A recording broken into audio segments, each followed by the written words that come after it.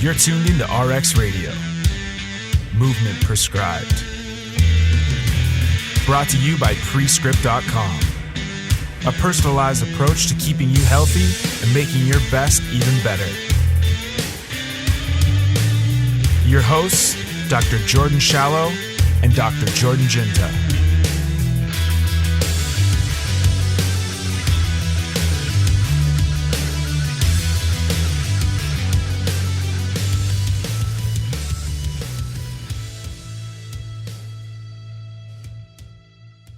I wrote a post on that yesterday. Like the strength coaches who aren't strength coaches. Like people just do like geographical tag, like location strength coach as an Instagram handle. It's like, you know, there's like, that's like a job in the real world, right? Like there's like a title where you get hired and like you wear a shirt that says, you can't just do that. I can't stand like the open market and low barrier of entry. Like you can't just show up somewhere and be like, I'm a surgeon now. Like I really like knives. Yeah, right. Santa Clara surgeon at Santa Clara surgeon. Like that doesn't make you a surgeon, man. Like it just drives me nuts, man. And like, or everyone's a mobility coach now, or a movement specialist. What does that mean? Does the University of Phoenix online have like a movement specialty program I don't know about? It's just, I don't know. Like at the end of the day, it's stuff like that I think makes us more valuable. It's like, how many years of school do we do? How many patients have you treated? And that's usually my first follow-up question. Like the amount of DMs I get going, what do you think of this? Like, I don't. Like, I just don't think about anything unless like if someone, honestly, if it's evidence, but like if someone is stronger than me, you have my attention, right? If someone has like, you know, some Super Bowl rings on their fingers, they have experience, they have my attention. Or if someone has like credentials and they have fucking initials on the wall, you have my attention. If you don't have any of those, and frankly in the current landscape, if you don't have all three of those, fuck off. It's really where it's at now, because it's like there's so many good people out there that just don't buy into the bullshit of social media, and there's so many bad people out there who do. It's like I'm losing patience, and like in traveling around and like actually being able to talk to like people, like creating like a human network. Social media is just so, it's good and a bad thing. Like it allows us to do what we do, but like at the same time, it's like constantly fighting against like the antithesis to like what we're actually about. So yeah, it's the strength coaches who aren't strength coaches thing is like really irks me, because it's like there's a process, there's a procedure. Like you can't just say you're something and be something. It's like me arresting you, be like, no, I'm totally a cop. I'm totally a cop now. It's like, I don't know. Yeah, just because you like something doesn't make you good at it. Right. And here's the thing. Have you ever read a book called The E-Myth? Yeah. And this is right. And that's the thing. Like I'm like, you know, people who are good at training or good at coaching might not be good at business. Like both of us have had to have like a lot of like really weird and awkward conversations that we never got prepared for in lifting barbells. But if you're going to run a business, being a good trainer, a good coach, or a good clinician doesn't necessarily make you good at running a business. Not saying we're good at running a business. I'm just saying we've owned one for like 3 or 4 years and we're still operational. We're still doing it. Right. And it's, I don't know, it's the frustrating part with like seeing the contrast between like how people are on the internet and how people are in real life. It's like you can curate your life on the internet very easily, but then when you meet people and talk to people, it's like, not only are you not a strength coach, you are also not a business owner and not an entrepreneur. Mm-hmm. But it's like the image is so easily accessible. Like, do you know who Gary Vee is? Yeah. Thoughts on him? I mean, I don't know him too well. I know he's like this motivational, like a Tony Robbins kind of guy, right? Like I just so don't. Is it that you can't stand him, or you can't stand people that quote him on the internet? Right, and I think that's a good distinction to draw. Like I don't have an axe to grind with him. Like if he came in and we sat down and had coffee, I'd get along with him. But it's like the people that, and I don't like the word follow, but the people who like digest your content are a reflection of you and the content you put out in a lot of ways. Like I would be like offended if someone was like doing like monster walks and they were like one of our coaches. It's like, okay, clearly you haven't really been like, you know, consuming what we've been putting out. Like you just want to be a part of it. But it's, so I mean, he has such a big following that it's like so hard. You are not your audience in a lot of ways, but like you should try to influence people to have a positive impact. And there's a difference between impact and influence, I think. But like Gary Vee to me is motivation for Uber drivers. It's like, you know who is really on a grind? Not the Uber driver who works a Saturday morning. The guy who programmed the back end of the Uber app. That kid worked hard, right? That kid sat in front of a fucking computer in the Silicon Valley while some CEO probably sexually harassed him. He programmed this app. Like that guy was on his grind. TGIF, the grind includes Friday. right? But I just can't stand like this low level entrepreneur social media like subculture that's arriving. Like everyone's now a small business owner. It's like, really? How many contracts? How many, like, I don't talk to people unless I give them an NDA. Like some guy will ask me for directions, like sign this, sign this, please. What are your intentions, right? And it's just, it's so frustrating to kind of see both ends of it, like see what it looks like on social media and see what it looks like on the back end. It's like, not that I have a clue about how to run a business, but it's like, I know a lot more than I did 3 years ago. And I learned zero of that from the internet.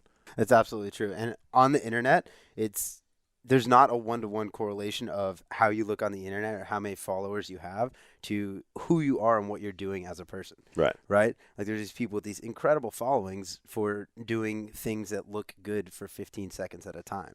There's no actual depth to that. Or, if you have these things that are different and these people see this, training system that might be different, that people are using wording that they don't really fully understand, then they might think that this person knows what they're talking about just because they don't understand what they're talking about. Right. Right. It's like tricking people with a low level of understanding of what you're doing to give you their money, basically. Yeah, and I don't even like the idea. Like, I like you can kind of see a contrast between Facebook and Instagram, because Facebook has friends where Instagram has followers. And I think that's a really distinct difference to draw upon, like in the psychology behind social media. Like, I don't like the idea of having a following.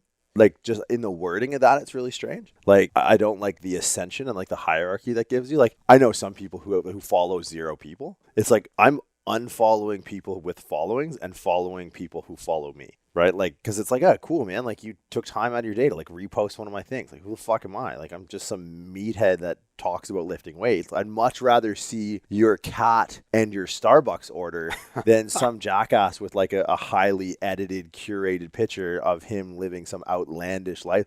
Here's me and so-and-so at like, here's me and Shaquille O'Neal at his beach house. It's like, this doesn't relate to my life ever, right? Like, have you ever read, what was the Gladwell book? I misquoted a Gladwell book once and someone really gave me shit for it. It was David and Goliath. Have you read that? No, I haven't. So it's like, David and Goliath he retells the story of David and Goliath through a different lens. It's like, look at these pictures, like this is the quintessential underdog story, but it's not. Like he looks at it like, all right, Goliath was this guy who probably had like gigantism, right? Like probably had like this posterior pituitary issue, or am I somewhere in the wheelhouse? When you can look at acromegaly, I think that's what it's called. You can look at the side effects of acromegaly, and it's like poor vision, poor coordination, poor whatever. And it's like, because he was a giant, right? Goliath was a giant. And he was like, it was somewhere on the border of Israel and Palestine, like 3,000 years ago. And they were like, fighting this war. And then David, who seems like this very meek character, was like this little shepherd. But it's like, people think shepherds and they think like old man with a cane. But like shepherds 3,000 years ago were like the dudes. Right? Well, no, think about it. Like shepherds in Africa would have to kill lions to protect the herd, right? And I always like that like comparison, like when he talks about, look, Goliath was at a disadvantage and David was at an advantage, and David was actually like, he just slung a bunch of rocks at him because he was, if I go near him, I'm going to get fucked up.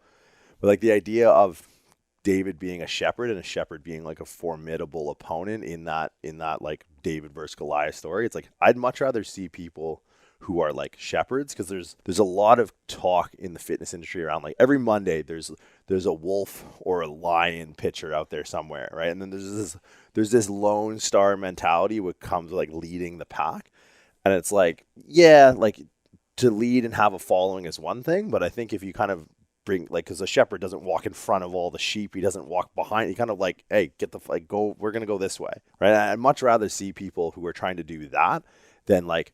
And that's impact over influence. And that's kind of like when I follow people, that's what I like to see. And impact could be like, I don't know, we have like coaches who teach our course who are in like really remote places. But in those remote places, they have impact on people's day-to-day lives. Where like, the dude hanging out with Shaq at his beach house, it's like you might have influence over a following. I'd rather you have impact on people. Right. And it's so weird to like see that, like, and see people chase the following side. Yeah. Like it's such like, I don't have a conversation with people anymore that doesn't double back to like building a following. And it's like, dude, like, and I don't think if you're ever to the point where you need to like take a social media break, you should never go back. Because like if that's a habit that you form that's so unhealthy that you're creating a dissonance between yourself and like an avatar of yourself, then that's a habit that you should just not like avoid. Like I don't eat chocolate because if I start, I'm going to shoot chocolate up through my veins by the time dinner comes around. So it's like I just stay away from it. I can't just have a taste, right? Like I have a taste and it's like, well, there goes It's a problem. Yeah, it's like we haven't seen Jordan in 3 days. It's like, you know, he's in the dark corner somewhere with Ben and Jerry's. You're and that 30 kid in gauge. fucking Charlie and the Chocolate Factory that drowns in the chocolate river. 100%, yeah. But it's like, I don't know. It's been so weird for me to like take a year and a half or however long it's been and like meet people online first and then meet them in person after.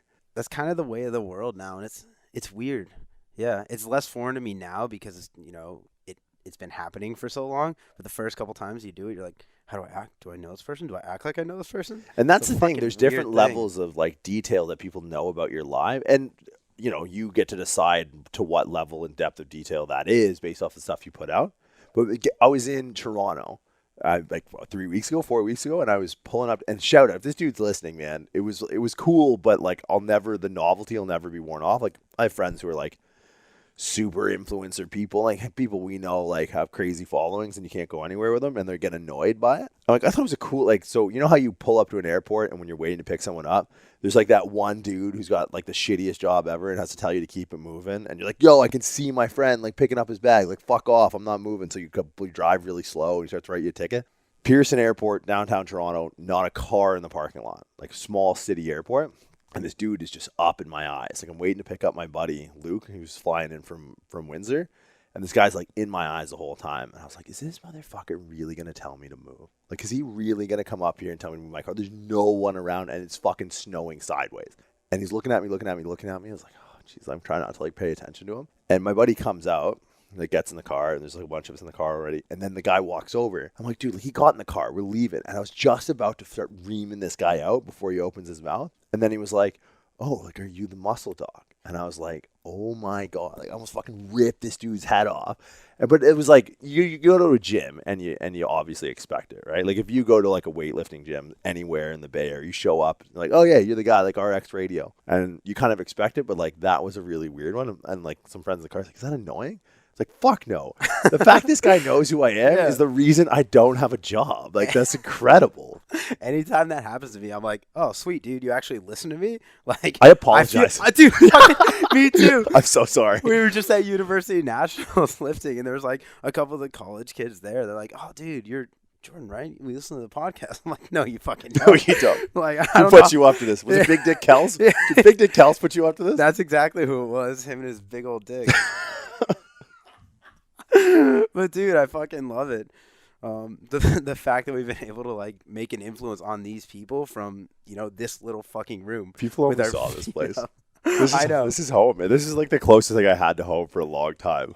Like you would show up and I would just be here because I have nowhere else to go. It's like, how long have you been here for? It's fine. But no, yeah, it's been really strange like being on the road and seeing.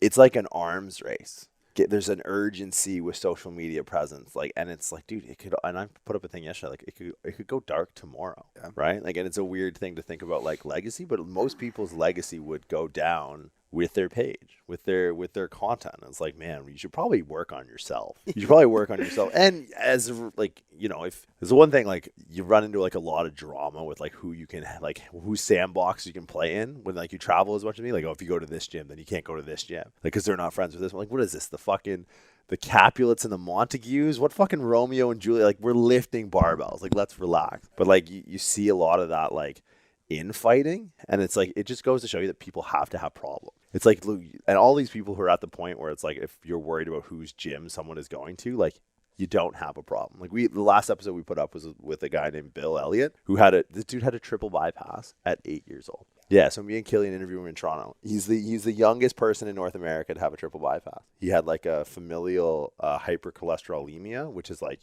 you know what that is, but like an inability to process cholesterol. And he also has something called superior vena cava syndrome, which means the blood doesn't drain from his head. So he's just got a bunch of like cholesterol in his head. It just won't go. He's got a bunch of like cholesterol-filled blood that like won't leave his head. But you can imagine that would probably fuck you up. So he had triple bypass at 8, stents at 9. And I would like, and you talk to him and it's like, he doesn't give a fuck, right? Like people need that level of perspective because it's like, it's crazy to me how people just get lost like in likes and followers and, oh, you've like there's people that, I don't know, like I'll DM them and I don't realize I'm not following them, or I've unfollowed people just because like, I don't know, like I don't like the stuff. I don't want to see whatever nonsense you're putting out, or if like you're being negative and stuff. And they'll message you right away, be like, bro, like why'd you unfollow me? I was like, this is a really strange conversation to have. Yeah. Like this is like breaking up with someone and then having to have like an it's not you, it's me conversation in the DM. It's really strange. That is a weird thing, man. But let's get down to brass tacks. You know what the Frank brass tacks actually means? I have no idea. So there's, you know, when you're at a bar, like the brass tacks that hold the bar top together, and then it's like, that's what it means. Getting down to brass tacks. I spelt it wrong once, and shout out Alson Howe. You know Alson. Yeah. She corrected me, and I Google searched it, and she was right. And I'm sorry for not trusting you out of the gate and having to go to Google right away. But I was so offended that someone corrected me on the internet. Low back pain. Yeah, let's talk about it, man. Yeah. Oh, fuck, man. It's so frustrating to me, like, the dogma around it. Like, McGill Big 3 camp, the Mackenzie Extension camp. You have the ART. You have the distraction camp. You have the stretch, don't strengthen, the strengthen, don't stretch. Where do you start? With all of it. No. The biggest thing is just finding the symptoms and controlling the symptoms. If you're looking at low back pain and it's preventing you from doing something, people probably won't seek intervention until it starts preventing them from doing something that they give a shit about doing, right? And then the reason that they're seeking intervention is so that they can do this thing that's interrupted by the pain again. So the first thing in my mind is, okay, what are the symptoms you're having and how can we get you back to doing this thing that you want to do? And what's that process going to look like? So the first thing is always going to be symptom management. And I'm not any one of these, specific camps. My line of thinking is, what's this specific case and what does it warrant? There's going to be a difference between, I just started cycling 3 hours a day and now I have, this low back pain that's preventing me from doing the squats that I want to do. And I don't fucking know. I went to go deadlift and I never tried deadlifting before, and I tried to max out and I heard this pop in my back and now I have pain down my entire fucking leg. That just shit myself. Yeah. Is that bad? Is that bad? I've been pissing my pants for 3 days. I think it's just dehydration. So it's not necessarily about, having this belief system of, oh, these 3 exercises are going to make your back pain go away. It's about, what symptoms are you experiencing? What is the end goal? And then how can we manage these symptoms while getting you back to doing things that make you feel like you're working back towards that end goal?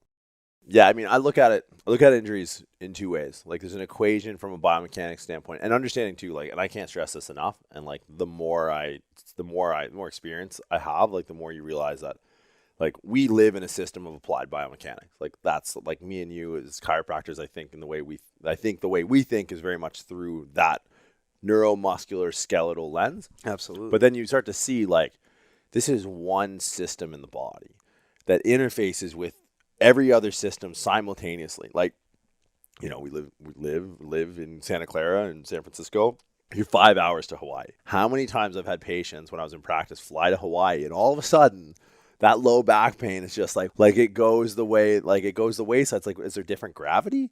Like, your clients aren't going to Hawaii and then doing all the rehab drills. They're not like waking up McGill Big 3, then, walking for this, and then extension protocols, and then core stability training. It's like, they're not doing that. So you understand that at some point, our system of applied biomechanics is interfacing with the psychological system, right? That has to manage psychological stress.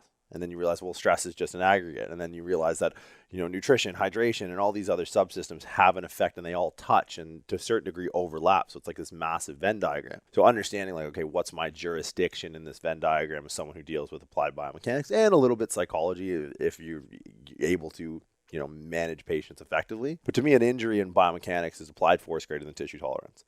So if your low back gets injured, and I put this out and I get blowback on this from people that, frankly, I have just no respect for, that people worry about the tissue tolerance of the lower back, which to me doesn't have a large runway for progress. It's not as scalable as our ability to diverge the forces that are applied to those tissues, right? And I think that's where a lot of people, frankly, miss the boat. And it's hard to come out as like a 29-year-old. Yeah, I still feel like a kid because I have no responsibilities. But 29-year-old kid, and then like look down the barrel of common paradigm for the last 30 years and be like, well, yeah, maybe that bird dog's not going to do it. And like, you kind of rage and like, yeah, shut up. It's like, no. And then you do some other stuff and it works. And it's like, it's predictable and reproducible and you get the same results. It's like, yeah, guys, maybe hanging upside down from like that band, like a fat bat or like a weird BDSM thing in the Castro district of San Fran, probably not the best idea.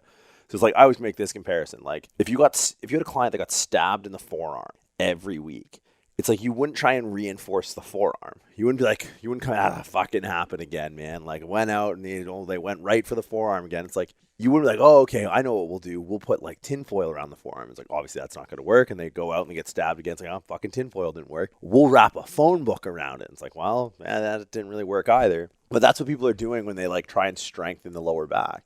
And they start to worry about like core strengthening and all these things. It's like force has to get there somewhere.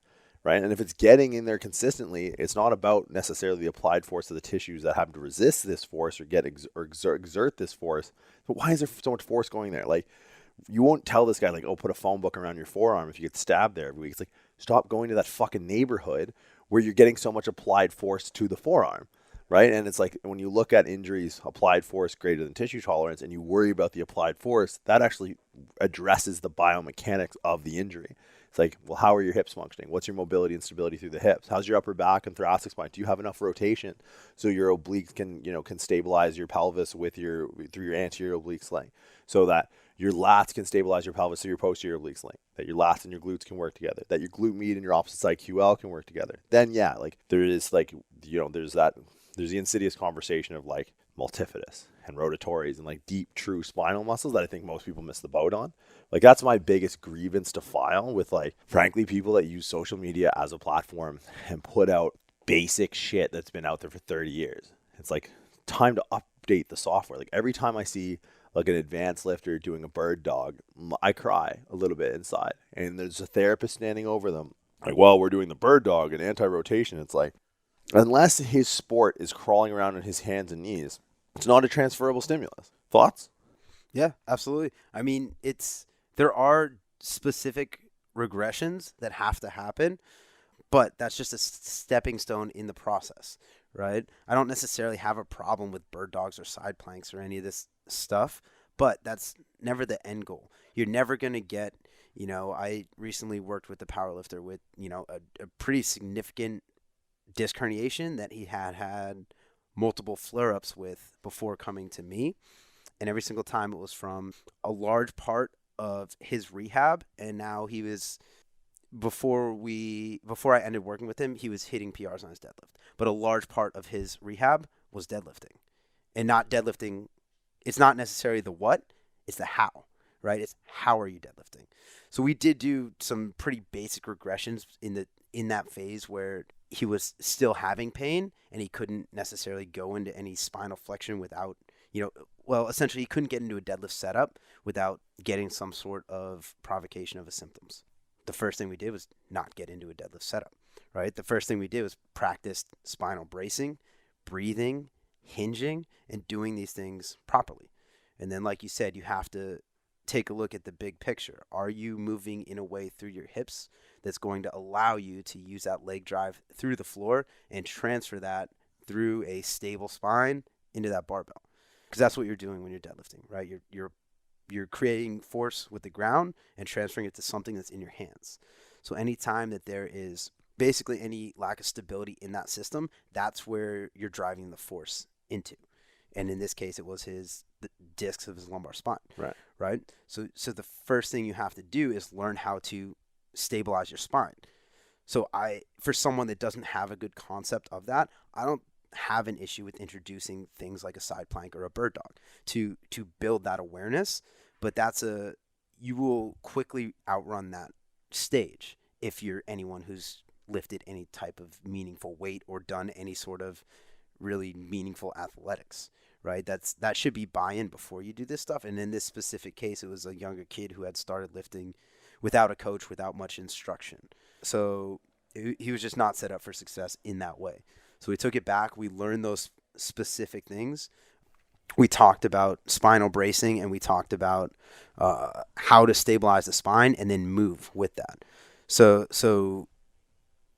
after we had that basic understanding, then it's just playing with other factors besides loading to get the stimulus that you want. So progressing range of motion first, doing things with a tempo to strengthen these specific positions without having to use a lot of load, but still making it somewhat relatively fatiguing. So you're still working towards, it feels like you're working towards the end goal, but we're not doing it with the intent of lifting a ton of weight. We're doing it with the intent of lifting a little bit of weight really well.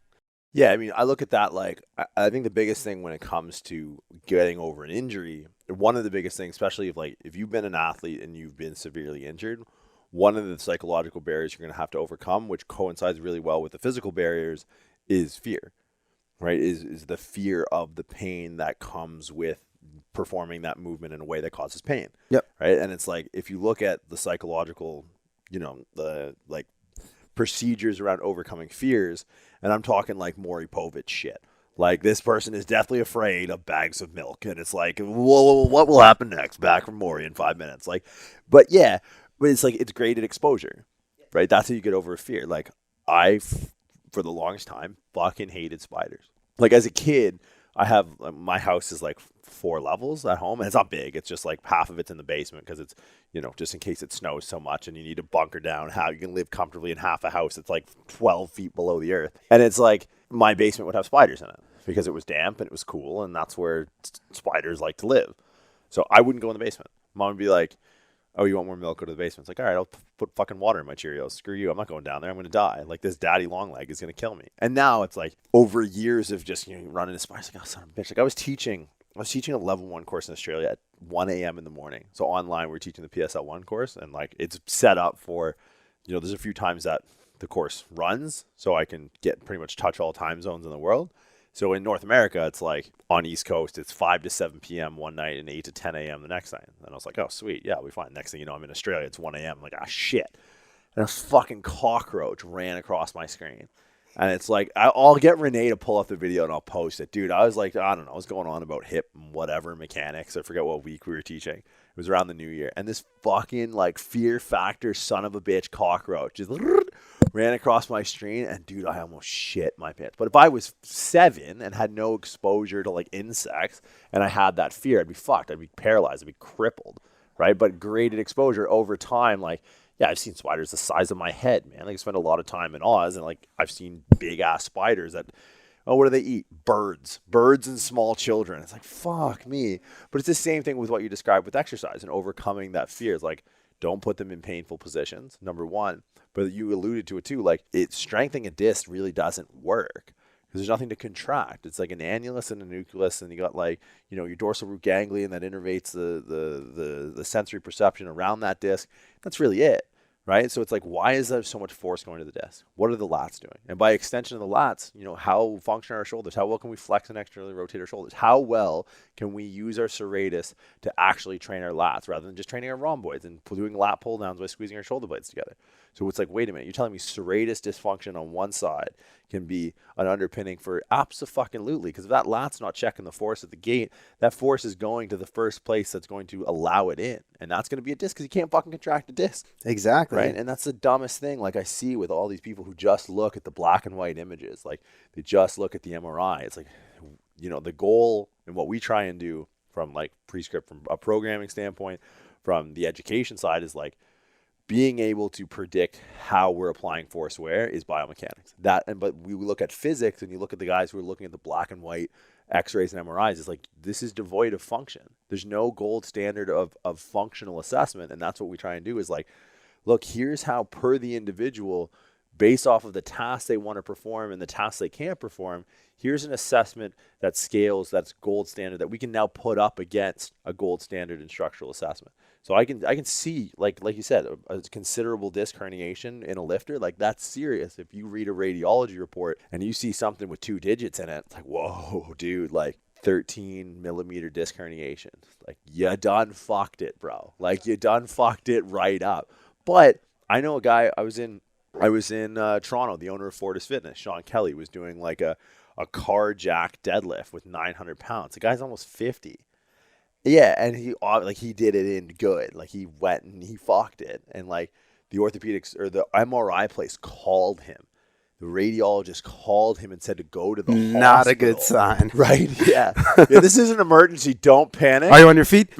Yes. Sit down because it's coming. But they called him, and because they don't see Sean Kelly like the power lifter, competitor on an international level jiu-jitsu fighter who owns a gym and is super active and he's out of his fucking mind. They just see a protrusion of a disc so far into his spine, but you don't see the multifidus. You don't see the lats. You don't see the glutes. You don't see the internal extension or internal rotation extension of the hip or the external rotation and flexion of the shoulder. You don't see global function. You see local structure, right? And then when you just look at that, you end up, man, like how many patients have you seen that if they just, and you don't want to come off as like a savior, but like if they'd only saw you before they went under the knife. Yeah. And you're like, fuck, dude, that kills me. And people like will go to chiros who don't know the function, go to physios that don't know the function. That leaves you handcuffed. It leaves you at the mercy of the structure if you don't know how to assess function.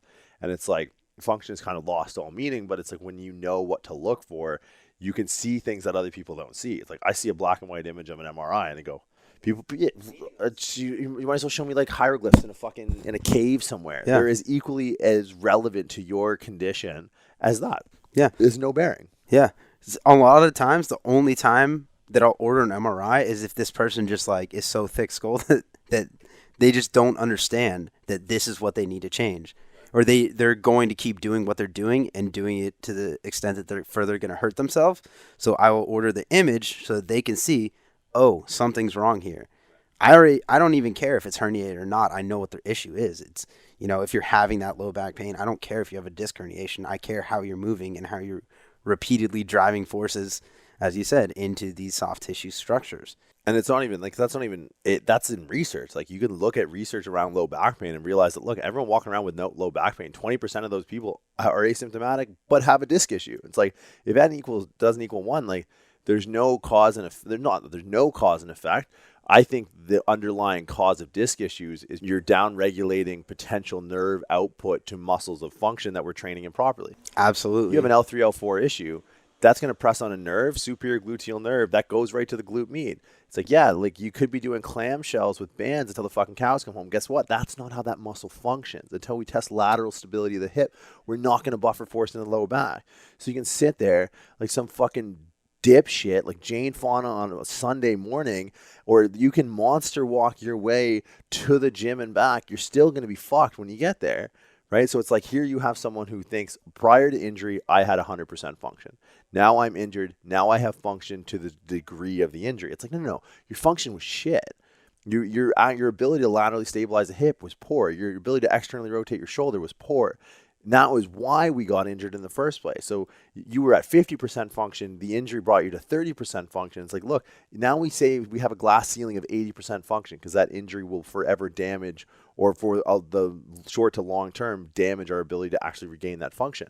But we still have a glass ceiling of 80%. If we were operating at 50% of function without pain and we can get to 80, we can be fucking doing backflips at 80 and not have to worry about re-injuring or flaring it up. It's just people, like you said it. You said, what episode did you say it? Where pain is the last symptom to appear and the first one to go away. That was early, man. Preach, motherfucker. Like that is the realest shit. If we honestly got nothing else out of this podcast but that single statement, that is something I say to people on a weekly basis. Like when we coach trainers and they ask about pain, it's like, no. And I tell, and then it's just immediately like light bulbs. Like I just don't, it's not hard. It's simple. It's not easy. Right. And I think like I always make the comparison of like, look, my dog doesn't know the internet exists. He doesn't have the devices. And unless you know the anatomy and biomechanics, you'll never have the device to be able to predict where this force is going and how to reroute it. Exactly. That's the important part. Right. Is the intervention. Right. So yeah, there's always going to be some level of dysfunction, and I don't care who you are. It's even the best athlete, the most symmetrical lifter, whatever you're doing, it's there if you know what to look for. But the other thing is it an issue? Is it inhibiting your performance? Is it going to be something that may eventually lead to pain or lead to injury? And then the goal with all the shit that we talk until we're blue in the face about is to make it not an issue. Right? It's always going to be there to some extent, but if you can keep it below threshold of inhibiting performance, would be ideal scenario. But for most people, it's just inhibiting pain, discomfort, not interfering with your ability to do the things that you want to do without the risk of injury. Then you're doing it. I think the best thing is have metrics that aren't subjective, right? Like how you, like, was it John Bros? How you feel is a lie. Yeah, like, dude. I always remember that sticker on your water bottle. I'm like, fuck yeah. Dude, and that, I mean, there's a lot, like, you learn a lot in the gym, and it carries over to life pretty well. And, like, having that water bottle is, like, one of my few worldly possessions that just had this sticker on it. This is how you feel is a lie. Like, there was 3 a.m. mornings where it's like I wasn't sleeping because I was sleeping in my car, where, like, I looked at that and was like, all right, bros, if you're out there, wherever, he's in Vegas, right? Yeah, that guy's a fucking giant. I'd love to get him on the pod, if for nothing else, for uttering those words. Like, some people are like Socrates, or like, Epictetus, and like all this stuff. And it's like, nah, man, give me the real shit. Give me the shit I can use. How you feel is a lie. And I think when we chase subjective metrics of progress, we're only lying to ourselves and our clients, right? Where it's like, give me the hard shit, give me the numbers, give me the kilos, give me the sprint speeds. Then if you can start to make an objective improvement in performance, we know we are rerouting this system. We're changing the hardware.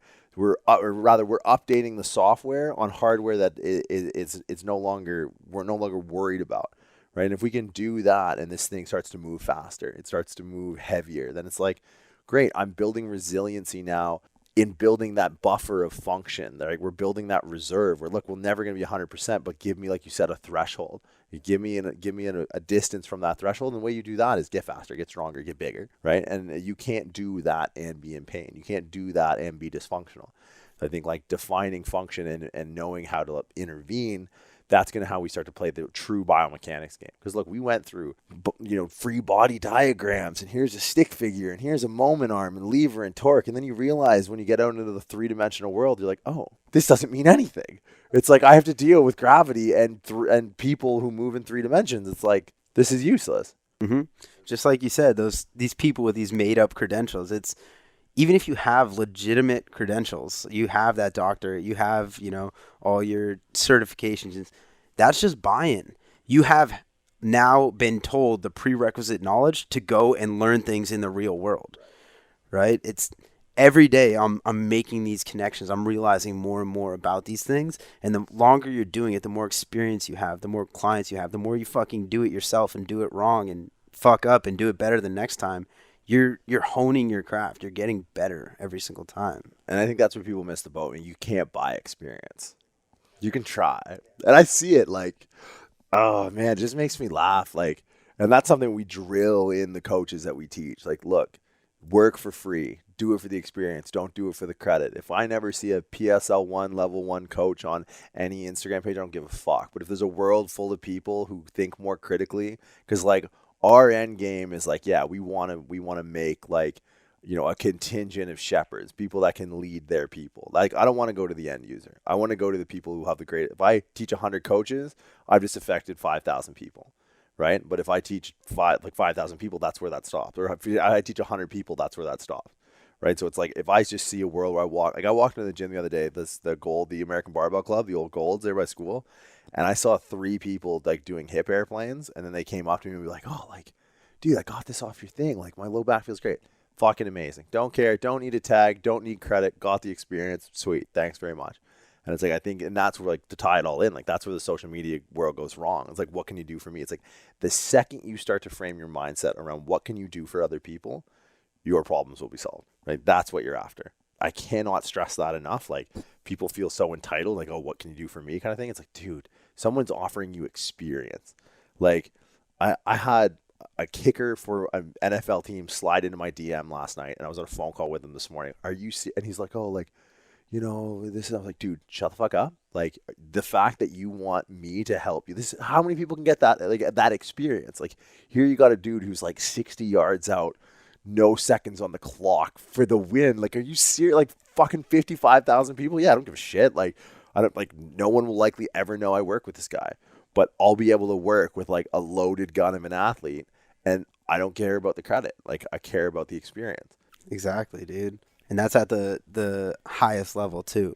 So it takes a lot of low level Yo, athletes 100%. to be able to be confident enough and have honed in enough where, I've seen this before on these people. And the thing is, when you're working with low, not to discredit anyone, but lower level, not professional athletes, the effects are going to be so much greater, right? So you can really test these people, and you can really gauge how well each of your interventions is based off of, all right, this person, they, used to be able to squat body weight, and now they're squatting 1.5, and then, you can use those variables that make a huge difference in this one person, and that's just a positive correlation, right? This is a positive correlation for this specific case, and now I know on this NFL kicker, we're trying to, make little differences. We need that to be a half a degree to the left. We need that to go 10 yards further, right? It's fractions of a percent, but you've had so many of these positive correlations, and,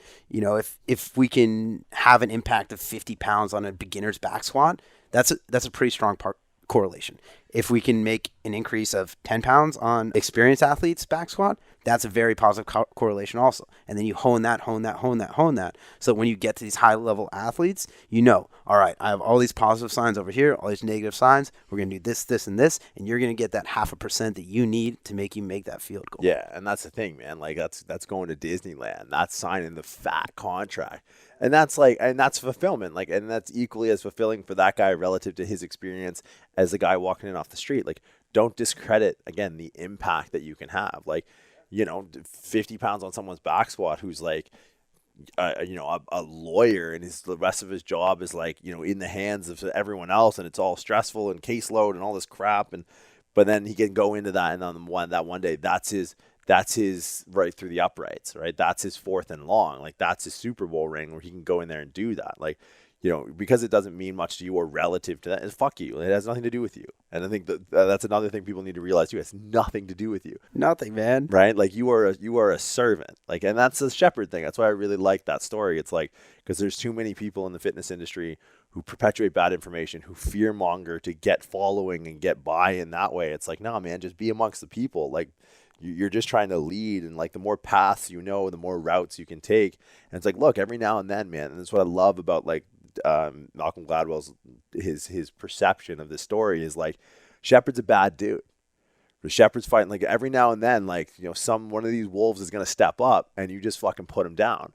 Right? Like, that's like, and that's what I don't like about the original interpretation of that Shepard story is like, it seemed as like this meek, lowly, Gandalf-y character. It's like, no, man, like, when the going gets tough, that guy fucking gets going and he fucks shit up. And that's the problem. And that's the one thing I try and teach a lot of coaches is they gain experience. It's like, not rely on that, but trust that experience. People trying to keep such an open mind. Like, if I know the path is that way and I need to go that way and there's a barrier in that path, I'm going through it. That's the only way over it. Is I'm running. And like, if someone steps up and says some shit and it might have a negative impact on someone, it's like, look, you think you're going to have effect on my people with your bias and your influence? You take it to the fucking mat. Like, I am not like make yourself formidable academically, physically. Like, I'm ready to go. Like, you want to fight over hip mechanics? I'll fuck you up. Like, I'll break your fucking jaw if you think like you're going to, because it's all about like everyone. That's someone who's looking out for themselves. That's someone who wants the follower. It's like, no, dude, like, I don't want followers. Walk beside us. Don't walk behind us. And that's like everyone that we run into that I think is like really smart. They have that meek shepherd persona. It's like, no, dude, like when the shepherd comes across the wolf, when he comes across the line, he fucks that thing up.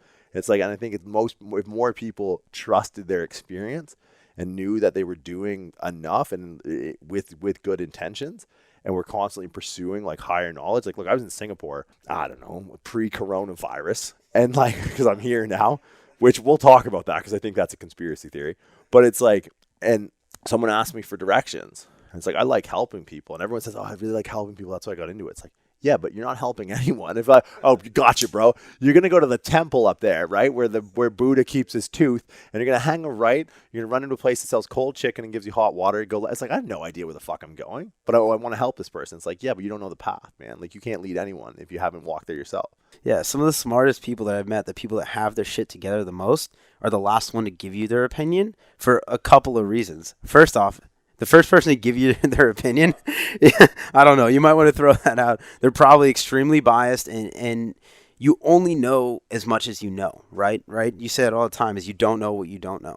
So it's the less you know, the more confident you are in what you do know. Right. The more you learn, the more outlooks and the more perspectives you get on these, seemingly mundane things, then the less sure of what you know that you are, if that makes sense, right? You might be confident in what you do know, but you also know that there's a million different ways to look at this stuff. So what you say is not going to be the absolute. Right. And I'm a lot of times like this too. And I've met a lot of people like this, that the people that know the most and have the best perspective, for two reasons, they won't just give it to you. Right. One is because maybe they're just not sure about it. Right. Maybe they'll think there's a different way to look at this that I'm not seeing. Number two is because they know there's value to that shit. Right. If someone's just throwing out opinions here and there, what value is on that? Right? If you're the first to give me your opinion and it's something that's, completely biased and all this shit, I'm like, why are you talking to me? Why are you doing this? Like, I don't know. No, I mean, and I think that's something that we'll touch on, like, from a business perspective, and a lot of people struggle with, is the difference between price and value, right? And being able to set your worth from a business perspective based off of your experience. Like, we live in a very expensive place where you got to pay to play, son. Like, look at how many kids we graduated with immediately tucked their tails and went, just dip-opotamus. Like, I'm out, right? It's like, all right, that's cool, man. Like, but listen, you make it here, you make it everywhere, right? And I can tell you that as a fact. If you can make it from someone that's been everywhere. I've literally been everywhere, but it's like, this is the hardest landscape to make it in, right? Like, to get people convinced of your value and charge them a price that you can live here and, like, not be homeless all the time, that's challenging, right? And too many people, and whatever, you want to move back to your family, do your thing. You want to prove you can make it, you got to be in the fucking arena, son, and this is it. And it's like, how many people we graduated with that were just like, yo, rent, gas, deuces, I'm out. It's like, all right, man, that's cool. But Jiunta's in the ring 5 years later, still slinging punches and coming out on top. I'm just saying. Trying, man, trying. All right, man. First one back. I like that this was in. This is. Yeah, a little nostalgic right now. I can't leave now. We're going to not cry. But yeah, so the reason we're here, and of course this is typical us, wait till the episode's done to actually pay the bills. Getting down to brass tacks. Brass tacks, as it were. Reshooting a brand new library for the Prescript app. Some exciting new programs to come. Next month or two, you'll hear more about those. I'm going to try and make it. Right now we have midline strength, upper lower body reset, platform ready, and then we have the subscription-based programming, powerlifting, hypertrophy, and Olympic weightlifting. We're going to have a few new programs coming, stuff that a lot of people have been asking for, that we wanted to really reinforce our library and sort of bolster our offering so we can give you guys kind of what you want and at a quality that I think you deserve. Like, we've got a lot of really cool testimonials with the programs we've run up till this point. And we shot it on a fucking baked potato. But the substance was there. Like, the programming was there. Like, it wasn't cinematic definition or 4K or whatever. But we got a lot of cool results with what we did. So we're over doubling the library. I'm coming up with some new programs. So watch for that in the coming months. We'll leak a little bit more in the next couple of episodes. But just kind of keep an eye out. If you're not on the mailing list, get on the mailing list, www.pre-script.com. It should be a pop-up window that shows up right as you get to the website. Anything to add? Thanks for listening, guys. Shit, I missed doing this with you. Yeah, this is good. This is good. We'll get a few more in the tag before I leave. All right, guys. We'll catch you next time. All right, see ya.